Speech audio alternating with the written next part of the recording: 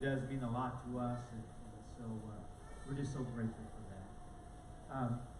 Imagine for a moment that we got to sit down together, and we just sat across from the table, and I said, share your story with me. Just share your story. What's your story? And if you felt comfortable, you would begin to kind of tell me your story, and it might start with, as you were growing up, and maybe how many siblings you had, and maybe, kind of a little bit of how that was growing up for you.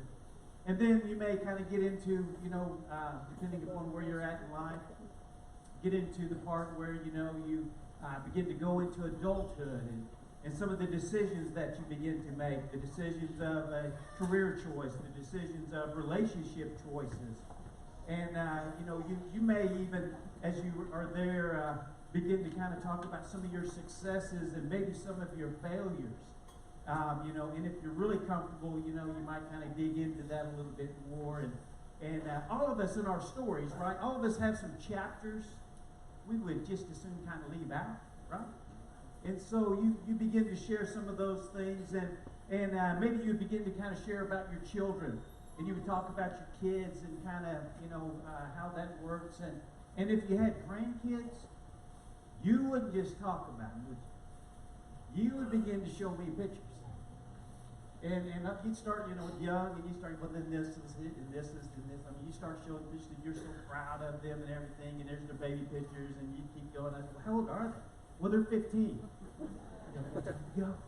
I was talking to my oldest granddaughter, and she's 13, and I said, we were talking about all these pictures and stuff on our phones and stuff. I said, there was a time we used to carry our pictures in our wallets. She's like, really? I go, yeah. I said, we had little plastic dividers in there and everything. She was like, how did you get all those pictures in your wallet? And I said, you had to be pretty important to make the cut. Right? If you were going to be in the wallet, you've got to make that cut. And so, it's one of those things that there are people in your life that kind of make the cut, right? People that have made a difference in your life. And so here's a question I ask for myself and I ask for all of us. Do you think you've made a difference with your life? Depending upon where you're at in life and what you've done and the perception that you have, you might have a little bit of a different answer. But my guess is that probably each and every one of us want to make a difference with our lives. We want it to count. We want this life counting for something that matters, to have positive impact, to leave a legacy, as we would say, but not just a legacy, but a lasting legacy. Whenever we were preparing for retirement, months and months ago from the police department, we had a financial advisor trying to help us to kind of figure out where money would go and all that kind of stuff. And we met with one of the people that she said, hey, they've got this plan. I want you to take a look at it. They can answer all your questions. And this gentleman began to kind of spell out the plan. And as he did, he kept saying, if you take out this percentage, and if the market goes kind of as it's gone in the past, in this amount of years, you'll have this amount of money. And, and it was way out there, like in our 80s, 90s, whatever. And he goes, and you can leave a legacy. And I'm looking at the numbers, and he kept saying this, you can leave a legacy, you can leave a legacy. And I looked at him, I said, look, I don't want to spend my money. See, I don't want to leave my kids a lot of money, because I want them to be sad when I die. And I'd asked Sandy, she's our financial advisor, and I'd asked her one time, I said, Sandy, how long, if a person gets an inheritance, about how long is it that it lasts? And she said, 16 months is the average. And so we want our legacies to last longer than that. So Kim and I were talking a little bit later, and I said, look, our money is not our legacy. I said, I want to leave memories. I want to leave moments that matter. And so I believe that a legacy is in who we are to others, right? A legacy is who we are to others, how we have treated others. As Christ followers, it is the love that we have shared with others. And it's not a superficial love of, hey, I love your hand, It's about a sacrificial love. A sacrificial love, the kind of love that Jesus shares. Remember that Last Supper, that last dinner he has with the guys in the upper room, and he's kind of giving them some different instructions and everything, and he pulls them together and he goes, look, he goes, guys, He goes, I want you to love others as I have loved you. You know, that there is something that is powerful. There's something that is compelling. There's something transformational about loving others. And so he says, look, he says, I want you to be different. You see, it's not the golden rule. The golden rule is do unto others as what? As they do unto you. And then I've got a lead rule. That is, the lead rule is do unto others before they do it to you. I mean, some people live like that, right? And then there's the what we could call the rule of silver rule of Jesus talking. Remember, he said, love the Lord your God with your heart, mind, soul, and strength. And then he said what? And then also love your neighbors. And to that Jewish audience, to them it meant to the other Jews. It was just that, nucleus of people. But Jesus comes along, he goes, it's bigger than that. And he tells them, John writes this down. Later on, he writes down, because this is so important, I'm going to write this thing down, what Jesus said. And he says this in John chapter 13, verse 34. Jesus is sitting in that room with these guys, and he says, a new command I give you. And they're probably going, are you kidding me? We got 613 and counting. Another new one. And Jesus said, no, hang on. He goes, love one another. Oh, we got that one, Jesus. That's kind of a load. He goes, no. I want you to love as I have loved you. You must love one another. You see, that's a sacrificial love. That is a life-changing love. That is a life-giving love. That is a life-altering kind of love that makes a difference. But it requires us to be different. It requires us in situations to ask the question, what does love require of me? What does love require of me in this situation? Sometimes it's tough love. Sometimes it's telling people not what they want to hear, but what they need to hear, that nobody else will tell them. And you say it to them because you love and care about them. Sometimes it's an unconditional love. Sometimes it's a patient kind of love. Sometimes it's a, I don't want to love kind of love. Right? I mean, Jesus talked about that. Remember he's got all those group of people around. I think he taught this over and over again. And Luke writes this down. He records it. Peter, or one of the guys, probably told him, remember that time when Jesus talked? And we were like, well, how do you do that? In Luke chapter 6, verse 27 to 28, he goes, love your enemies. To which I'm sure the crowd went. I said, what? Yeah. Do good to those who hate you. Really? Yeah. Bless those who curse you. Why would we do that?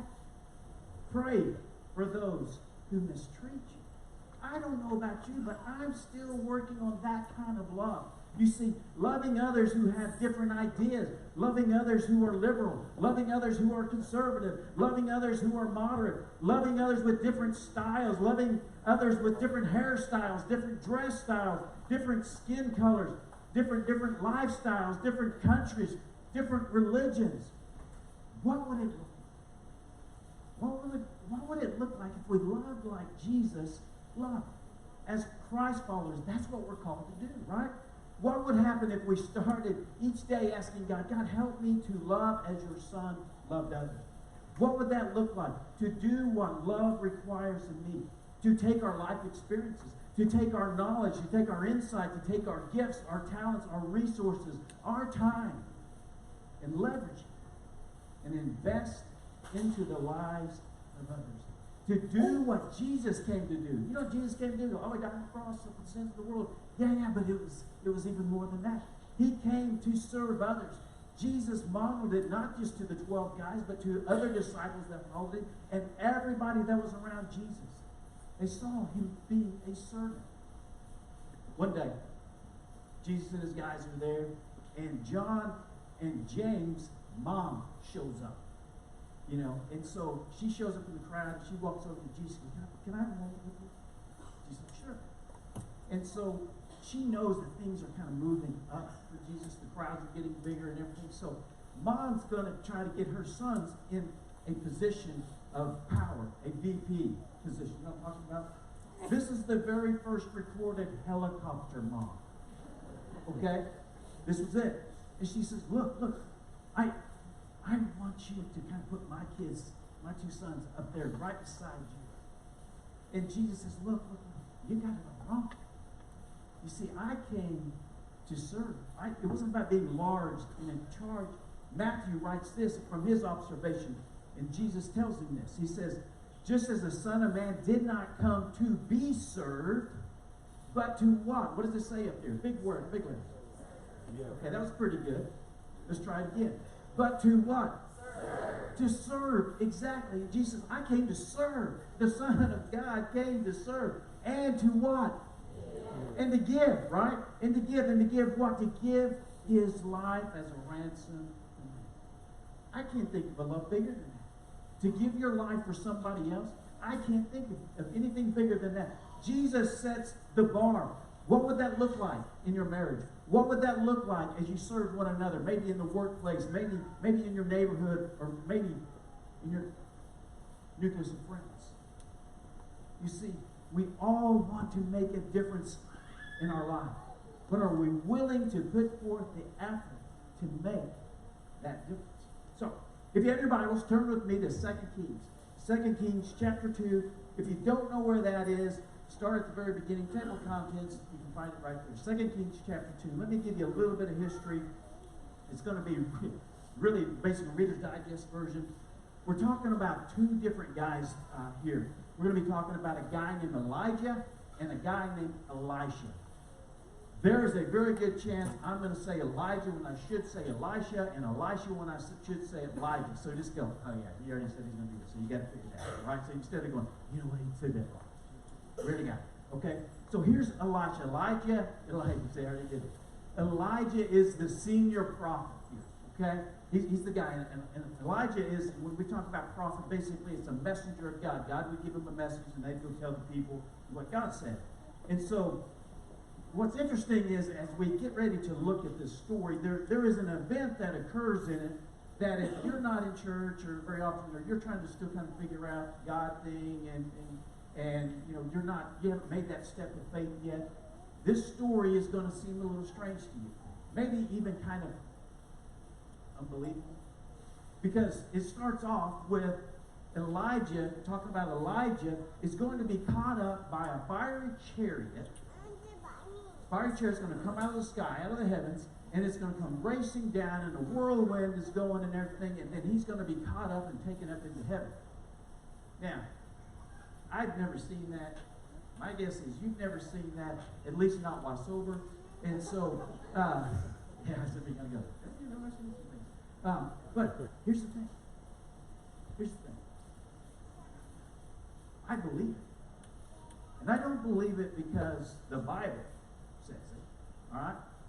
I believe it because Jesus talks about Elijah. Jesus talks about him in the New Testament. And as a matter of fact, there's times they kind of think, you know, are you Elijah? Are you the guy? But Jesus talks about it. And if a guy can predict his death, burial, and resurrection and pull it off, whatever he says, I'm believing. And so Jesus talks about this very thing. And so Elijah's done some incredible things. He's been obedient to God. He's trusted God. God's done some incredible things through Elijah. And so, but in his life, Elijah's had some discouragements. Elijah's had some doubts. Elijah's had some fear. He's had some anger issues. And he's had people in his life that there were times he told God, you know, nobody loves me, you know. Nobody cares about me, you know, kind of like our lives sometimes, right? And so here's Elijah, and he's approaching his latter years of his time here on earth. And God tells him, goes, look, you need to go find this guy named Elisha. He's going to be your replacement. He's going to be the guy that's going to step in, follow him, and take on from there. And so that's what he does. He finds Elisha. Elisha's a farmer. And he walks up behind him as Elisha's plowing the field, and he takes his cloak off. And we kind of go, this is kind of weird. Yeah, you know, we don't understand exactly what's going on with our culture and everything compared to that culture then. But he takes his cloak off and he puts it over his shoulders. And essentially it was the passing on of, hey, you're going to be taking my spot. And so for the next 10 years, Elijah is pouring into Elisha at different times, and they're together. Now, they are on the very last day of Elijah's days here on earth. Okay, they've approached that day. Elijah essentially told Elisha, this is it, day, this is the end of the day. So my question would be for us, if you had one day, you had good health, what would you do that one day? That's all you knew you had. I got 24 hours to do whatever it is. What are you going to do?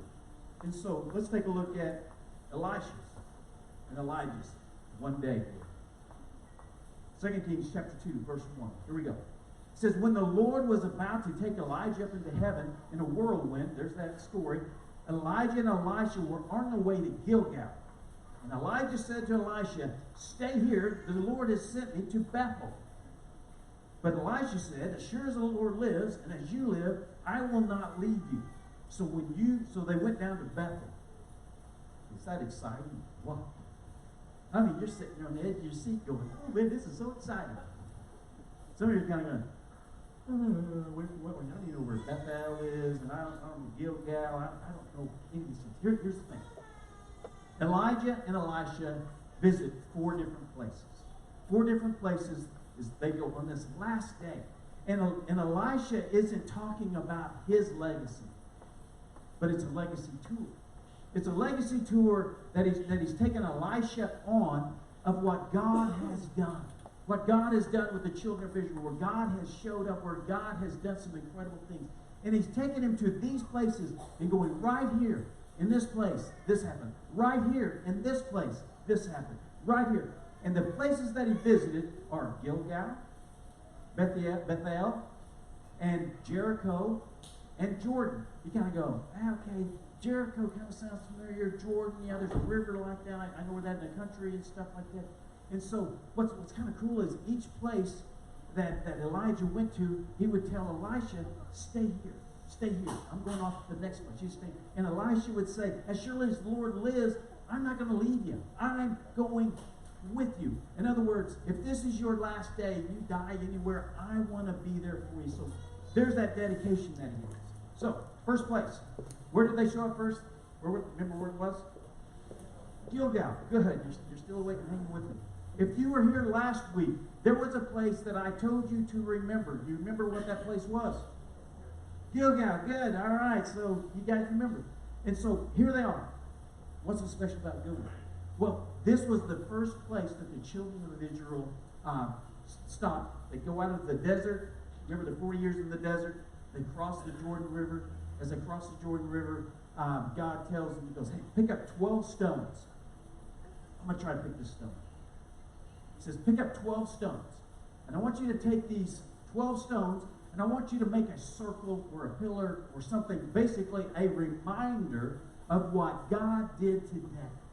And he says, I want you to place that there because I want you to remember this. Now, Gilgal was more than that. Gilgal was also kind of the refuge, the city of refuge, if you will, when the Israelites were beginning to take over the different nations around there and embracing the promise that God had given them of the new land and all that. That Gilgal was that place. It was also the place that God renewed his covenant with the people. And so it has all of these things that essentially that there was a reminder of God's promise. A reminder of what God had promised them. You know, I told you a long time ago, I was promising you this land that I will be with you and I will never leave you. That God had given to his people Abraham that promise that they would have this place. And so Elijah, I can imagine him telling Elisha, he goes, look, God can be trusted. Remember when this happened? Do you remember the story? And here's what's interesting. It was over 500 years ago when this happened. And he's going, here's what happened. Here's what God did. God showed up. And so here's what he said, and you don't have to turn it. It's in Joshua chapter 4, verse 20. He says, in the future when your descendants ask their fathers, what do these stones mean? He goes, you tell them. You tell them what I did. You crossed the Jordan River when it was flowing outside of its banks. And you crossed that Jordan River as God had spread the water and stopped it on one end. And it trickled and was gone on the other end. And you walked across dry land. That God can be trusted. You see, sometimes we just need to be reminded of what God has done for us in the past to give us the courage of what God's going to do in the future. That God can be trusted. The second place they went to is a place called Bethel. And so this was a place where Abraham had an encounter with God and Jacob had an encounter with God. Jacob's encounter with God, he shows up at this place, and this is where they're going to camp. All right? It wasn't called Bethel at the time. But he shows up and he takes a rock and he uses it for the pillow. I don't know about you, but this ain't the pillow I want to use. You know, I want one of those, therapeutic pillows or whatever that's just the right way. Matter of fact, if I don't have the right pillow and yours come out the same way, you need to wake up the next morning and what? As you get older, you know, your neck hurts, all that kind of stuff. But that's what he has us, he's sleeping. And that night, God shows up in a dream. He shows him some incredible things about what he's going to do. And so in that dream, you know, and you can read about it later. Take a look at it later on. It's in Genesis chapter 28. But in that dream, he sees a glimpse of who God is. You know, he's in this place. And here's what he says. Here's what he says in verse 17 of chapter 28 of Genesis. He says, what an awesome place this is. What an awesome place this is. It is none other than the house of God, the very gateway to heaven. And so he ends up naming that place the house of God. Bethel, you know, El being God, Beth being house, Bethel. And so he's telling him, Elijah is telling Elisha, man, this is a place in history. We all have places that are special for us. Maybe it's in a place that God has done work or special memories in your life. In this place, God makes a promise to provide for Jacob. Elijah would tell Elisha, you know, God is going to give you special places in your life. He's going to provide for you. The third place they go to, this might be the place you kind of remember. You've heard of Jericho, right? If you were a kid growing up, there was a song that you sang. Remember the song? Let's see if you remember it. Joshua fought the battle of...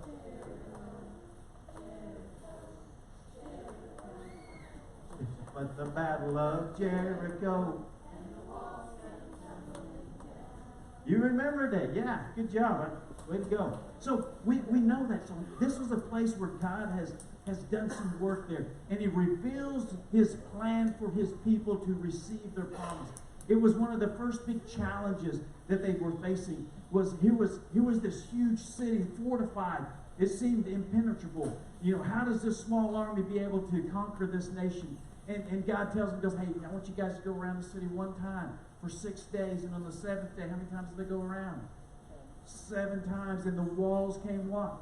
Tumbling down. And so Elijah is telling him, he goes, look, sometimes the walls may seem so high that you can't get over. There's situations, there's problems, there's difficulties that you're facing, and the walls look like they're just insurmountable. There's no way that you can do this on your own. He goes, you can understand, you can know this, that God has a plan, that God has it figured out for you, and that you can trust Him. While they're there, now in Jericho, there's a group of prophets. And I got to read this. It really has no, big meaning to it other than I just thought it was kind of funny. It says this in 2 Kings chapter 2, verse 5. The company of prophets at Jericho went up to Elisha and asked him, hey, do you know that the Lord is going to take your master today? And Elisha's like, yes, I know. But don't speak up. All right? I don't want to hear that. I'm going to really miss this guy. I like him. I don't want to talk about that. And so they continue on their legacy tour, and they're going to their final place on this tour. It's a place called Jordan.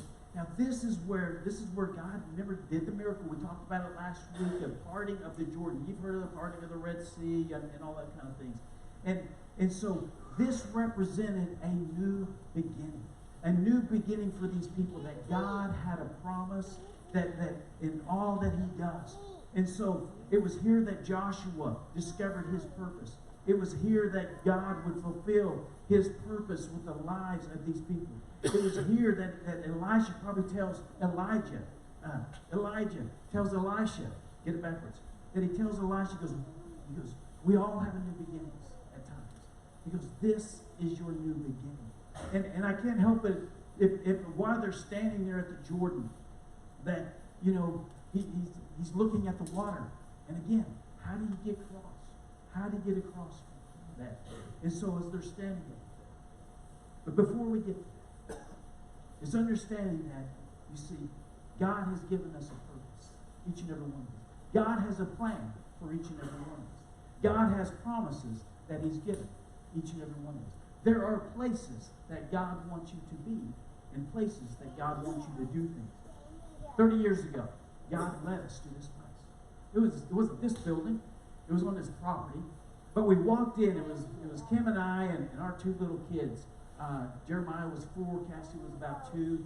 And we walked in and we sat amongst some of you that are still here and some of you that were here at the time. And we sat down and you know, we'd been in church most of our lives. We had served, we had done things, and children's ministry was our deal. We'd done children's church. And so we go a few Sundays and we noticed that there's no children's church. And so we visited with the pastor one day and said, look, we do children's church. Is that something you would be interested in? And he goes, oh man, I've been praying about that. You know, we need a children's church. Would you guys be willing to do that? Now, we didn't know till later on. We didn't do church hunting right. You see, we went to figure out where we could serve and what we could do at a place. It wasn't until later on we didn't realize you go to a church to see what they can do for you and how they can serve you. We had it all backwards. We didn't know. We just didn't know. But we plugged into the children's ministry. And I remember the very first Sunday. The very first Sunday, you know, we taught the kids and gave an invitation at the end. And 7 kids came forward and gave their life to Christ. The next week it was 5 kids came forward and gave their life to Christ. Some of you are sitting out there today that went through that ministry, not our day, God's day. God had us in a place for a purpose. He had a plan. And He had promises. And God took care of that. You know, and so, you know, we taught the kids and we taught them that, you know, this isn't God's house. I don't know, you probably grew up maybe the same way. You know, this is God's house, you know. And the church I grew up in was huge. And I thought, man, God's got a whole lot of rooms. I mean, this is huge, huge. You know, we taught the kids this isn't God's house. Do you respect the property? Absolutely. We said, this is God's house. This is God's house. God dwells within us. That as Galatians, as Paul would say, and as he would write, he said, I have been crucified with Christ. It is no longer I who live, but Christ who lives within me. And we taught them that God values people. People that don't look like you, don't sound like you, don't act, all those different things. But the most incredible things that God values isn't things. It's people. It's the people to your left, to your right, to the people in front of you, the people behind you. It's people. No matter their skin color, their political views, God loves and values people.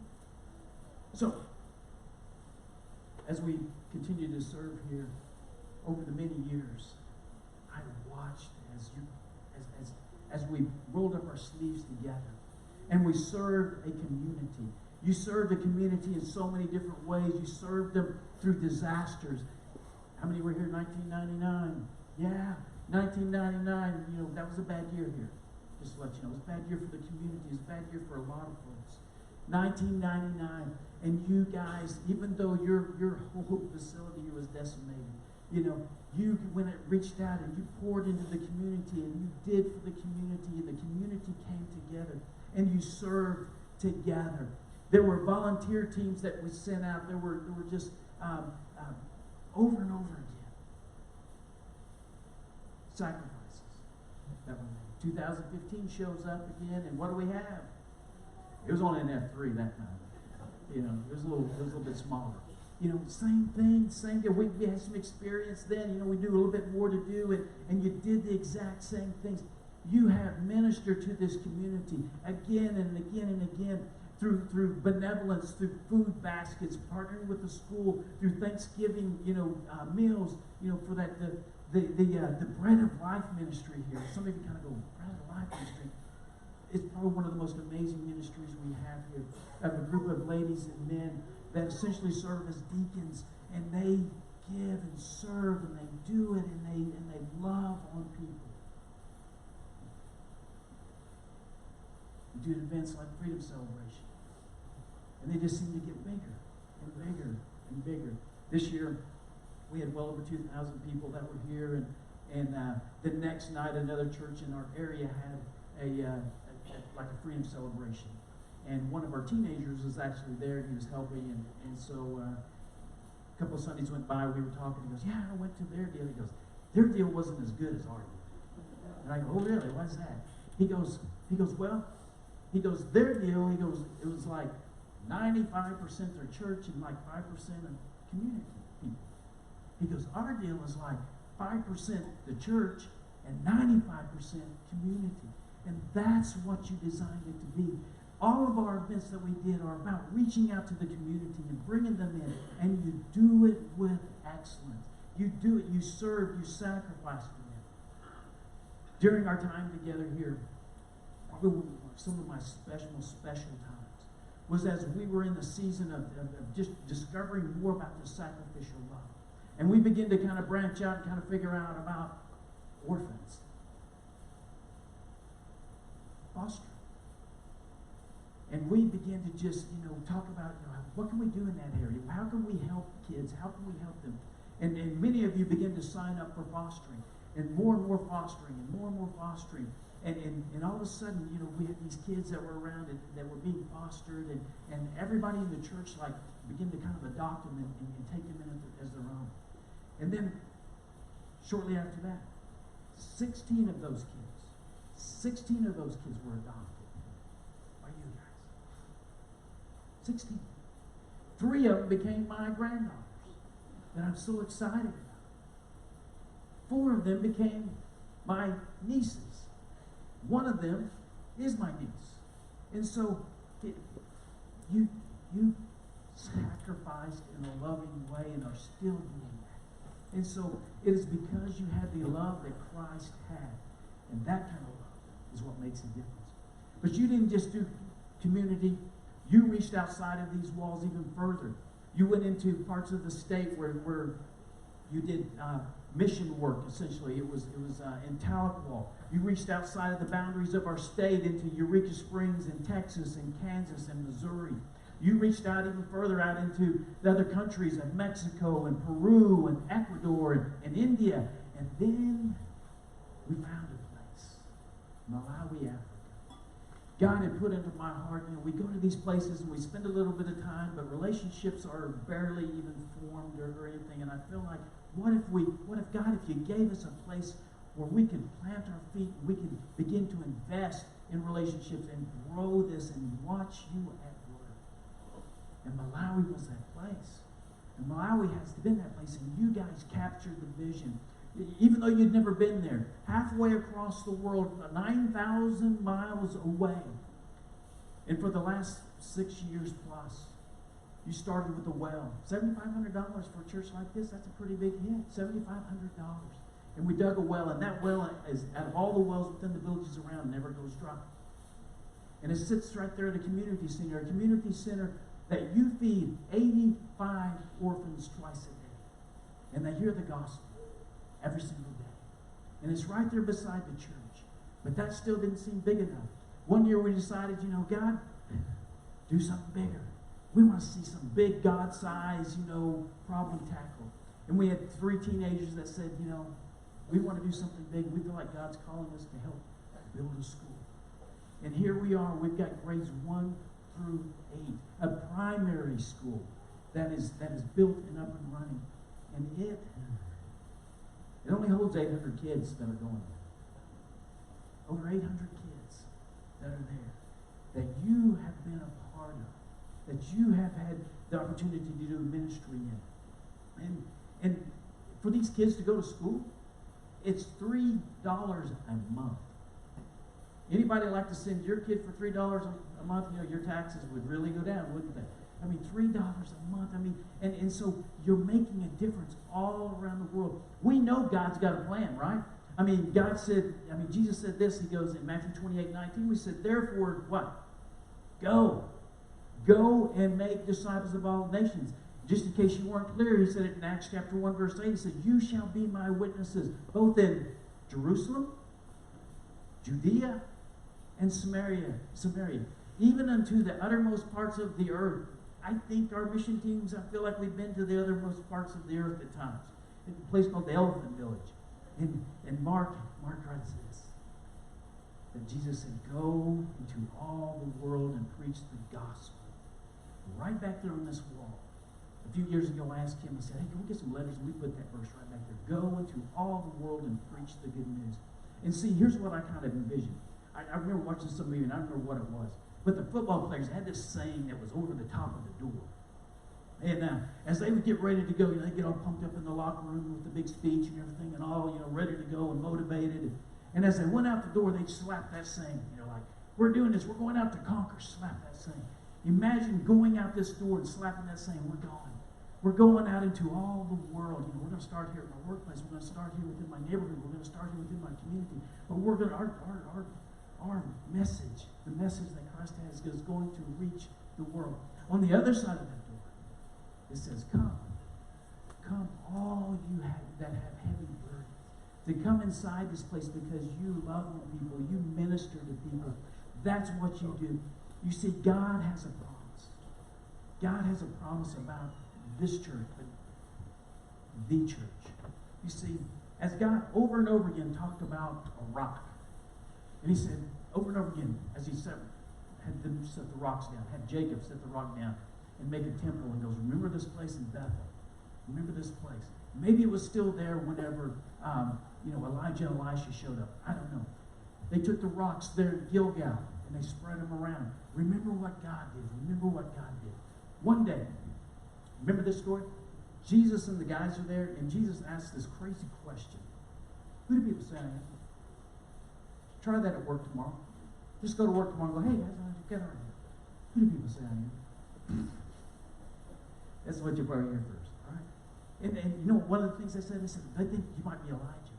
And Peter says, Jesus, they think you're the Son of God. And it's like, ding, ding, ding, ding, ding, ding. Peter, you got it right. And Peter's name before that, remember what his name was before? We always call him Peter. Remember what his name was? Simon. Yeah. It's at this moment that God calls him Peter, Petros. You know what it means? The rock. What a cool name. Man, I mean, if your name was Simon, I'm sorry if your name was Simon. And then you got the name the Rock. I mean, that sounds like a tough name, right? And so he goes in the rock. And remember what he says? He says this in Mark chapter 16. I tell you, Peter, the rock, on this rock, I will build my what? My church. My church. And the gates of hell will not overcome it. You see, when he says church, ecclesia, it wasn't a religious name. It's religious now, church, we go to church. There was not this church that we think of. The ecclesia was a gathering of people. That there's going to be this gathering of people, and we're gathering of people, and we're gathering of people. And look, it's going to be built on a foundation, a rock. I want you to remember the rock. In the past, Jewish people, rocks have been helping you to remember things. And so he says, look, on this rock, I give you this promise that it's going to prevail. Because it's not about you, it's about me. You see, Ridgecrest sits on a rock. Those of you that did any work around here, you know what I'm talking about. It sits on a rock. But winds at 318 miles an hour will take the building right off the rock, won't it? Fastest winds ever recorded on planet Earth. Look it up. Google it. Right here in this area. 318 miles per hour. It takes it off. But here's the thing. Ridgecrest, you're not the building, are you? You knew this. Ridgecrest is the people, the church. The church is the people. And it sits on a rock. And the rock is not this kind of rock. It's the foundation of who Christ is and what he has done for us. When we follow in his plans, when we step into his purpose in this place, the promise stands the test of time. So let me finish. Let me finish the story about Elijah and Elisha real quick. They're at the Jordan River. And so Elijah takes his cloak and he rolls it up and he sets it down next to the water. And in verse 8 it says, the water divided to the right and to the left, and the two of them crossed over on dry land. Now, if you remember last week, we talked about in the middle, right? Being in the middle of life. I wonder if they stopped in the middle, and I wonder if those 12 rocks that represented the 12 tribes, because they took another set of rocks, and they built basically a place there where where the priest stood with the Ark of the Covenant, basically representing God's presence there. And I wonder if they stopped in the middle, and Elijah said, hey, you see this pile of rocks? Count them. How many's there? 1, 2, 3, 4, 5, 6, 7, 8, 9, 10, 11, 12. 12. Exactly. Remember when they were in the middle? They were in the middle of, crossing over. It was a half a mile on both sides of them. The water, is away from them. They can't see it. But there's about 500,000 of them. They're going into the unknown. It's scary. It's, all of this kind of stuff. And God's saying, you can trust me. You can trust me. You can trust me. Elisha, you're in the middle right now. You're in the middle of what God had done before and that he can do it again. You're in the middle of this.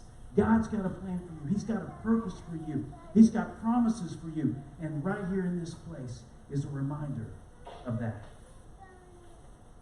And so they cross over. When they crossed over, Elijah says to Elisha, he goes, verse 9, he goes, tell me what can I do for you before I'm taken away? Now this seems a little weird. If you're about to leave, shouldn't you be kind of like doing something for him? Can I do something for your family? Can I do something, But Elijah says, what can I do for you? And here's what Elisha says. Elisha says, let me inherit a double portion of the Spirit. Okay? So, if you're Elisha, you can hear this a couple of different ways. You can hear it as, make me twice as popular, make me twice as important, make me twice as influential, all of that kind of stuff. It would be kind of like a young 25-year-old evangelist, going up to Billy Graham at the end of his ministry and going, Mr. Graham, I was just wanting to know, I've been praying, and I want twice as much as what you've got. I want twice the influence that you had and everything. And that would be kind of like, So you could take it that way. Or you could take it as Elijah. Elisha tells him in verse 10, he says, you've asked a difficult thing. This is a pretty big thing. Yet, if you see me when I'm taken away from you, it's yours. Otherwise, it's not. Too bad, so sad. So in other words, if his cloak was still sitting there after he was swept up, that would be an answer to his question. And so that's exactly what happens. We find in verse 13, essentially the chariot comes in, swoops in a big whirlwind, swoops up Elijah and takes him off into heaven. And Elisha's still standing there. And his cloak, this is my imagination, this is like, Hollywood. It's just kind of floating down from the air, doing one of these things and then landing at his feet. And him looking down, and you see this moment. It freaked me out just seeing horses on fire and chariots and stuff. And I know this is just kind of my weird thinking, but I wonder if his hairs were kind of singed a little bit. Those things where his hair's all pushed back and everything, because the whirlwind and the fire and all that kind of stuff. But here he is. He picks up the cloak that had fallen from Elijah, and he went back and he stood at the bank of the Jordan. So he has this cloak, and he's standing there at the Jordan, and he took the cloak that had fallen from him, and he struck the water with it. And he said, now, is this the Lord, the God of Elijah? When he struck the water, and it divided right and left, and he crossed over. You see, he graduated from prophet school with honors. He was now going into a new season of life, an exciting season of seeing what God has in store for him. As Elisha's ministry went, he got double. He got double. Elisha served twice as many years as Elijah did. Elisha has 8 recorded miracles. Elisha had 16 recorded miracles. Here's what I believe. I believe that God has you in a place and a purpose because he has a plan and a promise to fulfill through you. Maybe it's here. Maybe it's somewhere else. And here's my prayer for you, is that God blesses this place. As we have poured into you and others have came, ahead of us, and we have stood on their shoulders, and the next person who comes and builds more on what we've done, that God blesses you not just double. That God's blessings comes pouring out, as the wise scholar once said, to infinity and beyond. That's the kind of blessings that Kim and I desire for you here. This place has never been about David and Kim. Never has it been about us. We never wanted it to be about us. We do not believe that this has been our deal. It has been God's deal from the moment. It's been seeking what God would have us to do and to lead in those areas. And you have done it so well. And we're so grateful to have been able to have partnered with you and been a part of this.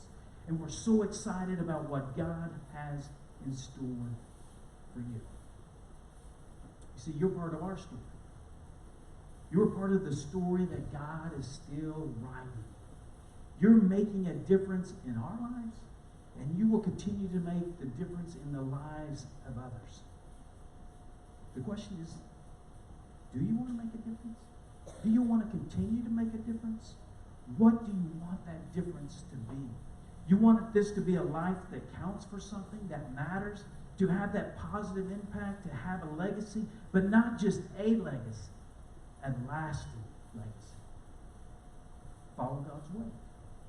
Pour into the lives of others and love as Christ has loved you. Not the silver rule, definitely not the lead rule, not even the gold rule, but the platinum rule. What does love require of me? People matter to God.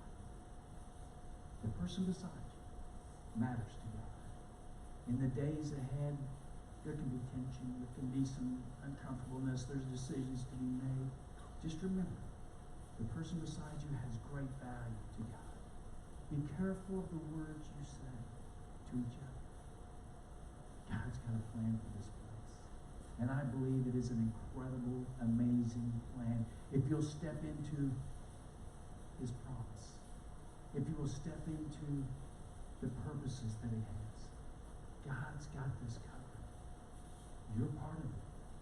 Look to see where He leads you next. You're on an exciting adventure of what's next. An opportunity to truly kind of get back on your knees again, as we do in times of, oh man, this is kind of a stressful time. Get on your knees again. God's got the guy already picked out. It's just you find it. And it's an adventure. It's a teaching process, and it's an opportunity for growth and seeing what God has to do. I'm going to ask you to bow your heads with me this morning. You see, if you're here and maybe you're not a Christ follower, maybe you've never made that decision before, but all of this you kind of heard about making a difference in life, and you may be a wonderful person. You may do wonderful things and take care, respect people, and do things for people. You've got that part covered. But know this, there is a God that desires a personal relationship with you. A God that says, I love you. I gave my son for you. That grace can be shown to you. Grace is that which we do not deserve. An opportunity to be forgiven of those chapters that we don't want to write about. An opportunity to embrace the gift of being a child of God and having the access that these guys had access to. A God that loves and cares about you. Is there still going to be problems in life? Absolutely. But they can go a lot easier having God beside you. And a group of people that love and care about you, walking through that process with you. Maybe today's your day. I don't know. That right there where you're sitting, that you would say to God, God, you know, I kind of heard the stories and everything. I think I'm ready. But right there where you're at, you just simply tell God, I want your gift. The gift of forgiveness. I want that relationship. The relationship with the God who created all of this and then some. God, I want you to be the boss of my life. I've given it to you. You can do that right there where you're sitting. The Bible tells us, the Apostle Paul writes this, that if you will confess with your mouth Lord Jesus and believe in your heart God has raised him from the dead, and you can become one of his children.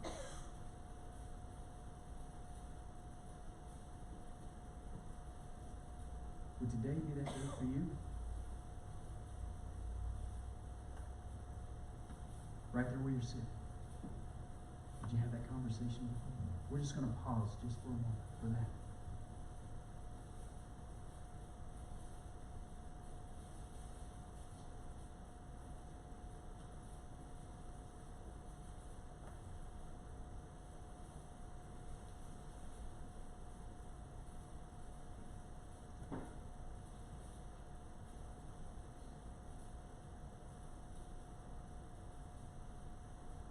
job as pastor will be done, completed today. But our ministry, no, it keeps going. If we can still talk to you at some point or another about this, I want to. Kim, there's other people here that would love to share that with you also. Let me pray for you. Heavenly Father, thank you so much for your love. Thank you so much for the love of the people here. Father, the opportunity to serve beside them, and man, it's been good. To have shared the blessings and the celebrations in their life. Father, to be beside them and to hug and to cry over the horrible times of our life, also the sad times. Father, I pray that you bless this place beyond measure, that people are drawn to this place, the community, that there is life changing.